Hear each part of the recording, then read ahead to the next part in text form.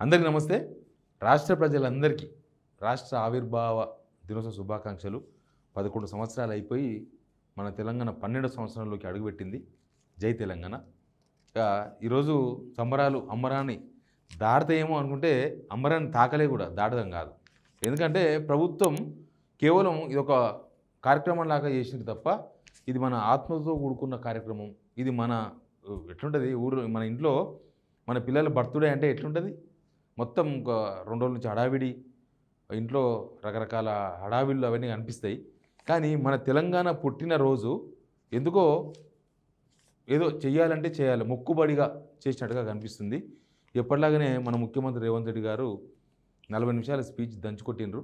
40 నిమిషాల స్పీచ్లో జై తెలంగాణ అనే ఒక నినాదానికి చోటు లేకుండా పోయింది. ఒక్కసారి అంటే ఒక ముఖ్యమంత్రి కదా, మనందరి ప్రతినిధి కదా, మనందరం కలిసి ఎంచుకున్న ప్రతినిధి కదా, ఒక్కసారి ఆయన జై తెలంగాణ అంటే ప్రభుత్వంలో కూడా ఒక ఆత్మ, ప్రభుత్వంలో ఉన్న ఆఫీసర్లు కావచ్చు, మంత్రులు కావచ్చు, ఎమ్మెల్యేలు కావచ్చు, వాళ్ళు కూడా ఒకసారి ఆత్మ, ప్రభుత్వంలో ఒక ఆత్మ ఉన్నట్టుగా కనిపిస్తుంది.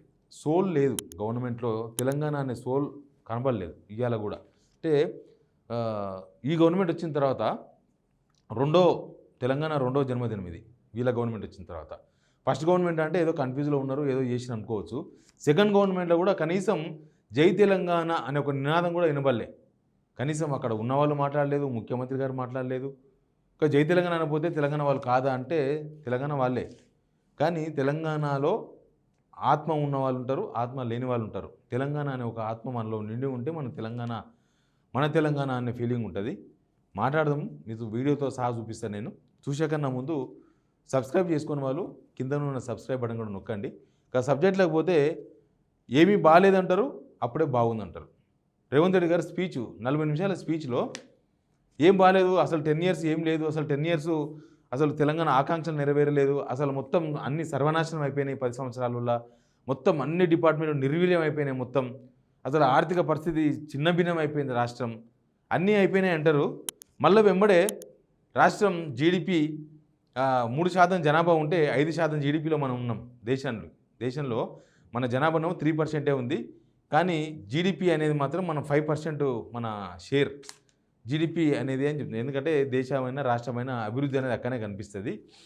పెరేడ్ గ్రౌండ్లో సీఎం రేవంత్ గారి స్పీచ్ అయింది, ఒకసారి వినండి. కాంట్రాడిక్టరీ స్టేట్మెంట్స్, ఏమి కాలేదంటారు, అంతనే అంత అయ్యింది అంటారు. వినండి ఒకసారి. సకల జనులు ఉద్యమించి ప్రత్యేక రాష్ట్ర ఆకాంక్షను నెరవేర్చుకున్న రోజు ఇది, మనందరం గర్వించదగిన రోజు. ఈ సందర్భంగా 4 కోట్ల తెలంగాణ ప్రజలకు నా శుభాకాంక్షలు తెలియజేస్తున్నా. మిత్రులారా, ఈరోజు రాష్ట్ర ప్రజల కలలను నిజం చేసిన శ్రీమతి సోనియా గాంధీ గారికి కృతజ్ఞతలు తెలుపుకుంటూ తెలంగాణ అమరవీరులకు ఘన నివాళులు అర్పిస్తున్నాను. స్వేచ్ఛ, సామాజిక న్యాయము, సమాన అవకాశాల కోసం, అందుకే 10 ఏళ్ల ఆధిపత్యాన్ని తిరస్కరించి ప్రజలు ప్రజాప్రభుత్వాన్ని ఏర్పాటు చేసుకున్నారు. డిసెంబర్ 7, 2023న మేం బాధ్యతలు స్వీకరించిన క్షణం నుంచి ప్రజల ఆకాంక్షలను నెరవేర్చేందుకు నిరంతరం ప్రయత్నం మొదలుపెట్టాం. మేం బాధ్యతలు చేపట్టే నాటికి రాష్ట్ర ఆర్థిక వ్యవస్థ అస్తవ్యస్తమైనది, వ్యవస్థలన్నీ నిర్వీర్యమయ్యాయి. జరిగిన తప్పిదాలను సరిదిద్ది రాష్ట్రాన్ని గాడిన పెట్టాల్సిన బాధ్యత మాపై ఉంది. ఇది నల్లేరుపై నడక కాదని మాకు తెలుసు. అయినా ప్రజా ఆకాంక్షలను నెరవేర్చే ఏమంటున్నారు, 10 సంవత్సరాల్లో మొత్తం సర్వనాశనం అయిపోయింది అన్నారు. నెక్స్ట్ ఇంకొక వీడియో చూపిస్తా, ఆడ ఈ సంవత్సరంలో మొత్తం కథం అయిపోయింది, సూపర్ ఉంది, అసలు 10 సంవత్సరాల్లో ఏం కాలే, మేమే వచ్చి మొత్తం చేసిన ఉంటుంది. అది కూడా చూడండి. కాకుండా energy policy, tourism policy, industrial policy, investment policy, అదే విధంగా హెల్త్ పాలసీ, ఇట్లాంటి పాలసీలు అన్నీ కూడా తెలంగాణ రాష్ట్ర ప్రభుత్వం ఈ మధ్యలోనే ప్రజలకు పరిచయం చేయడం జరిగింది. ఈ పాలసీలు అన్నిటిని కలిపితే తెలంగాణ రైజింగ్ 2047, తద్వారా తెలంగాణ రాష్ట్రాన్ని ప్రపంచంతో పోటీ పడే విధంగా తీర్చిదిద్దాలన్నదే మా ఆలోచన. అందులో భాగంగా రాబోయే 10 సంవత్సరాలలో తెలంగాణ రాష్ట్రం యొక్క ఆదాయాన్ని $1 ట్రిలియన్ ఎకానమీగా మార్చి అదే విధంగా 2047 నాటికి దేశం $30 ట్రిలియన్ ఎకానమీకి చేరాలంటే తెలంగాణ రాష్ట్రం $3 ట్రిలియన్ ఎకానమీగా మారాలి అని ఈ రోజు లక్ష్యం పెట్టుకొని ముందుకు వెళ్తున్నాం. ఈ రోజు దేశ జనాభాలో 2.5% ఉన్నాం, కానీ జీడిపిలో 5% మనం అందిస్తున్నాం. రేపు భవిష్యత్తులో 2047 నాటికి 10% జీడిపిని అందించే విధంగా తెలంగాణ రాష్ట్రాన్ని తీర్చిదిద్దాలంటే industrial policy, infrastructure policy, investment policy. అర్థమైంది కదా లక్ష్యాలు? 10 సంవత్సరాల $1% ట్రిలియన్, 2047 నాటికి $3 ట్రిలియన్. జీడిపి 5 నుంచి 10% డబుల్ చేస్తారంట. మనకి 10 ఇయర్స్లోనే త్రిబుల్ అయింది మన జీడిపి, ఇప్పుడు డబుల్ చేస్తామని చెప్తున్నారు. కాంట్రడిక్ట్. అక్కడ ఏం కాలేదంటారు, ఏం కాకుండానే ఇప్పుడు మనం 5 జీడిపిలో ఉన్నామా? జీడిపి మాత్రం 5% ఉందని చెప్తారు. రాష్ట్ర ఆర్థిక పరిస్థితికి మాత్రం ఆర్థిక వ్యవస్థను $3 ట్రిలియన్ ఆర్థిక వ్యవస్థగా తీర్చిదిద్దామన్నారు. ఒక పక్కనేమో కోస్తే డబ్బులు వస్తారేమంటారు, జనాలకు స్కీమ్స్ అమలు చేసేది లేదు, ప్రభుత్వ ఉద్యోగులు అడిగే డిమాండ్స్ నెరవేర్చే అవకాశం లేదంటారు. ఇక రైతులకు రైతు బంధు ఇచ్చే పరిస్థితులు లేవు. కనీసం రైతులకు చచ్చిపోతే వాళ్ళకు వచ్చే 5 లక్షల రూపాయలు ఇన్సూరెన్స్, 80 కోట్ల రూపాయల 77 కోట్ల ప్రీమియం కట్టే పరిస్థితి లేదు, ఫీజు రియంబర్స్మెంట్ లేదు, ఏమీ లేదు. కానీ రాష్ట్ర ఆర్థిక వ్యవస్థను మాత్రం ఎక్కడికో తీసుకుపోతామన్నారు. రాష్ట్రాన్ని మామూలుగా దేశంతో కాదు, డైరెక్ట్గా మనం వేరే దేశంతో పోల్చేసినారు. అంటే మన రాష్ట్రము పక్కన తమిళనాడుతోనో కర్ణాటకతోనో కాదు, మనమంతా కూడా జపాన్, న్యూయార్క్, టోక్యో, అక్కడ ఆ టౌన్లతో ఆ దేశాలతో మనం పోటీ పడుతున్నాం. వాళ్ళకన్నా మించి పోతామని చెప్పిండ్రు. ఆశయం మంచిదే, కానీ 10 సంవత్సరాల్లో మొత్తం నిర్వీర్యమైపోయింది. 10 సంవత్సరాల్లో ఆర్థిక పరిస్థితి చిన్న భిన్నమైంది. 10 సంవత్సరాల్లో అసలు తెలంగాణలో ఏమీ కాలేదు. 1.5 సంవత్సరాల్లోనే మొత్తం చేసేసినామని చెప్తున్నారు. అది ప్రాబ్లం ఇక్కడ. చెయ్యండి, కాకపోతే అది నిత్యం జరిగే డెవలప్మెంట్. ఆ గవర్నమెంట్ డెవలప్ చేసింది, మీరు కూడా డెవలప్ చేయాలి. ఆ గవర్నమెంట్ సంక్షేమ పథకాలు అమలు చేసింది, మీరు సంక్షేమ పథకాలు అమలు చేయాలి. మీరు సంవత్సరాల్లో ఏం చేసినారు అనేది ఒక ప్రోగ్రెస్ రిపోర్ట్ లాగా జనాలకి ఇస్తే బాగుండే. అసలు ఎందుకో జనాలకి ఇవ్వడం కాదు, కానీ జనాలను దీనిలో ఈ తెలంగాణ ఆవిర్భావ దినోత్సవంలో ఎందుకో మమేకం చేయలే గవర్నమెంట్. ఎక్కడ ఫెయిల్ అయిందో కానీ అనవసరమైన అన్నిటికీ డబ్బులు ఖర్చు పెడుతున్నారు. కానీ తెలంగాణ ఆవిర్భావ దినోత్సవానికి పేపర్ల నిండా యాడ్ ఇచ్చిండ్రు. దాదాపు 4 కోట్ల రూపాయలు 5 కోట్ల రూపాయలు పేపర్ యాడ్లకు ఖర్చు పెట్టింది ప్రభుత్వం. కానీ జనాలకు మాత్రం తీసుకెళ్ళలేకపోయింది. అదే 4-5 కోట్లు పెట్టి జనాలలో కూడా ఒక తెలంగాణ భావాన్ని పెంపొందించడం, లేకపోతే మన తెలంగాణ అనే ఫీలింగ్ కలగజేయడం, తెలంగాణ ఎట్లొచ్చిందో చెప్పే ఒక హిస్టారికల్ మూమెంట్స్ను క్రియేట్ చేయడం. అసలు తెలంగాణ సరే, తెలంగాణ ఉద్యమకారులు వీళ్ళకి నచ్చదు, తెలంగాణ ఉద్యమకారులు తెలంగాణ వ్యవహారాలు నచ్చదు, కేసీఆర్ పోరాటం ఇవేమి నచ్చవు. సోనియా గాంధీ ఇచ్చింది తెలంగాణ, అది మాత్రం చెప్పింది. సోనియా గాంధీ చలువ వల్లనే వచ్చింది, అమరవీరులకు జోహార్లు అన్నారు. అమరవీరులు అయింది కూడా వీళ్ళ వల్లనే. ఆ పాయింట్ గుర్తుపెట్టుకోవాలి మనం. ఎందుకంటే మన కన్న ముందరనే పిల్లలు చచ్చిపోయారు, మన కన్న ముందరనే చనిపోయారు మనోళ్ళు. కాబట్టి అమరవీరులను చేసింది వీళ్ళే, వాళ్ళకి నివాళులు అర్పిస్తున్నది వీళ్ళే. అయినా సరే నో ప్రాబ్లం, తెలంగాణ ఇచ్చిండ్రు, సోనియా గాంధీ పేరు ప్రస్తావించిండ్రు. కానీ ఆ తెలంగాణ ఆత్మను శాంతింపజేయలేకపోయినారు. తెలంగాణ ఆత్మను అంటే మన చనిపోయిన వాళ్ళ అమరవీరుల ఆత్మలు శాంతింపజేసే ప్రయత్నం అయితే జరగలేదు. ఇక ఇంకోటి ఏంటంటే ఉద్యమకారులు కొంతమంది, చాలామంది తెలంగాణలో ఉద్యమకారులు ఉన్నారు. దానిలో చాలామంది మీద కేసులు అయినాయి, జైలుకు పోయిన చాలామంది ఉన్నారు. కొంతమంది వివిధ ప్రాంతాలకు వెళ్ళి రేవంత్ రెడ్డి గన్ పార్క్ వచ్చే ముందు, గన్ పార్క్లో నివాళులు అర్పించేందుకు వచ్చిర్రు. వచ్చే కన్నా ముందు అసలు ఆ గన్ పార్క్లో అమరవీరుల స్తూపం పెట్టిందే 1969లో కాంగ్రెస్ గవర్నమెంటు మన తెలంగాణ ప్రజల మీద కాల్పులు జరిగితే అప్పుడు చనిపోయారు. చనిపోతే అప్పుడు అది పెట్టిండ్రు 1969లో ఆ స్తూపం పెట్టిండ్రు. ఆడికి వచ్చిన ఉద్యమకారులను వినతిపత్రం ఇద్దామని వస్తే వాళ్ళని అరెస్ట్ చేసి తీసుకుపోయి పోలీస్ స్టేషన్లో పెట్టిండ్రు. ఉద్యమకారులను అరెస్ట్ చేసిండ్రు. తెలంగాణ ఆవిర్భావ దినోత్సవం రోజు ఉద్యమకారులను అరెస్ట్ చేసి ఈ పోలీస్ స్టేషన్లో కూర్చోబెట్టారు. ఇప్పుడు కూడా పోలీస్ స్టేషన్లో ఉన్నారు ఇంకా వాళ్ళు. మరి అంత అత్యుత్సాహం ఎందుకో అర్థం కాలేదు. ఇస్తే ఏమవుతుంది వినతిపత్రం సీఎంకు? ఎందుకంటే వీళ్ళు చాలా హామీలు ఇచ్చారు కదా. ఉద్యమకారులందరికీ 250 గజాల జాగా ఇస్తామన్నారు, ఉద్యమకారులకు పెన్షన్ ఇస్తామన్నారు, ప్రతి నెల 2000 రూపాయలు మేము పెన్షన్ ఇస్తామని చెప్పిండ్రు.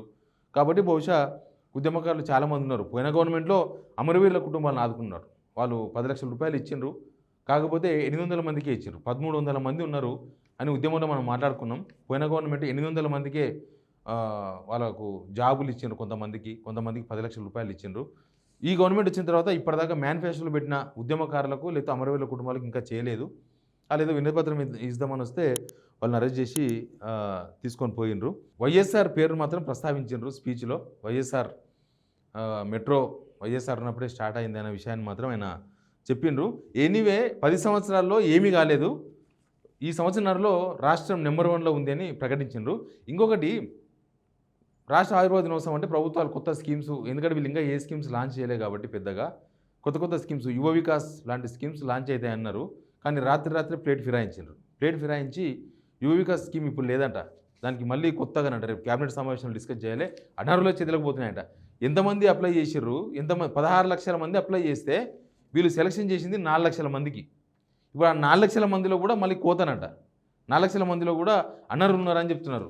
అసలు సెలెక్ట్ చేసింది వాళ్ళే. ఈయననే పార్టీ కార్యకర్తలకే ఈ స్కీమ్ అని చెప్పిండ్రు. ఎమ్మెల్యేలు ఎగబడి వాళ్ళ పార్టీ కార్యకర్తలకు స్కీమ్ అప్లై చేసిండ్రు. అసలు దానిలో 10% కూడా వాళ్ళు పెట్టే షాపులో అవి లాంచ్ కావు. ఎందుకంటే మొత్తం వాళ్ళు ఎందుకు ఇస్తున్నారో తెలుసు కదా, పార్టీ కార్యకర్తలకి ఇంతో ఇవ్వాలని ఇస్తున్నారు. పార్టీ కార్యకర్తల స్కీమ్ అది. ఇప్పుడు దానిలో కూడా కోత పెడతారంట. మళ్ళీ కొంతమందికి న్యూట్రల్ వాళ్ళు కూడా వచ్చి ఉండొచ్చు, కానీ 4 లక్షల మందిలో ఇంకా కోత పడుతుందంట మళ్ళీ. అంటే కొత్త స్కీమ్స్ ఏం లాంచ్ చేయలేదు. జూన్ 2 అని ఊరించారు. జూన్ 2 రోజే మొత్తం ఏమేమో ప్రకటిస్తారు. ఉద్యోగులకు డిఏలు ప్రకటిస్తారు. తర్వాత వికాస్ స్కీమ్ లాంచ్ అవుతుంది. ఇంకా కొత్త రేషన్ కార్డులు ఇస్తారు. ఏవో చెప్పిర్రు. అట్లాంటివి ఏమీ లాంచ్ చేయలేదు. అట్లాంటివి ఏమీ లేవు. ఇంకొకటి ఏంటంటే, ఇక్కడ ఇట్లా జరుగుతుంటే కేటీఆర్ ఏమో ఒక లండను, తర్వాత డల్లాసు అటు పోయినరు. అమెరికాలో ఆయన ఆయుర్వేద దినోత్సవంలో అక్కడ పార్టిసిపేట్ చేసిండు. డల్లాస్లో పార్టిసిపేట్ చేసి ఆయన తెలంగాణ ఉద్యమం. నిజానికి వీళ్ళెవ్వరు ఉద్యమకారులు కాదబ్బా. తెలంగాణ ప్రజలంతా ఉద్యమకారులు. తెలంగాణ ప్రజలు, విద్యార్థులు అందరూ ఉద్యమకారులే. కానీ ఇప్పుడున్న గవర్నమెంట్లో ఉన్న వాళ్ళకి ఎవ్వరికి తెలంగాణ ఆత్మ లేదు. అందుకే తెలంగాణ ప్రభుత్వంలో ఆత్మ లేదు. రేవంత్ రెడ్డి గారు ఉద్యమకారుడు కాదు. ఎందుకంటే మనమే చూసిన ప్రత్యక్షంగా. నేనైతే ప్రత్యక్షంగా చూసిన, మీరు అందరూ చూసినారు అదంతా. తర్వాత ఉత్తమ్ కుమార్ రెడ్డి కాదు మినిస్టర్స్లో. కొండ సురేఖ కాదు. కొండ సురేఖ ఏకంగా చూసారు కదా, రాళ్ళే వేయించారు, తుపాకులతో కల్పించారు అప్పట్లో పాడి కౌశిక్ రెడ్డి కూడా వాళ్ళ ట్రిపుల్నే ఉండే. ఇప్పుడు ఎమ్మెల్యే ఆయన బీఆర్ఎస్లో ఉన్నాడు. తర్వాత మినిస్టర్స్ అట్లా లెక్కేసుకుంటూ పోతే సీతక్క ఉద్యమకారురాలు కాదు. జూపల్లి ఉద్యమకారుడే. జూపల్లి కృష్ణారావు ఉద్యమకారుడు. ఉద్యమం కోసమే ఆయన పదవికి రాజీనామా చేసి వచ్చిండు. ఇక అట్లే చూసుకుంటే పొన్నం ప్రభాకర్ గారు ఉద్యమకారుడు. ఎంపీగా ఉన్నాడు, అప్పుడు చేసిండు. మినిస్టర్లో నేను చెప్పేది. కొంతమంది ఎమ్మెల్యేలు కూడా ఉన్నారు ఉద్యమకారులు.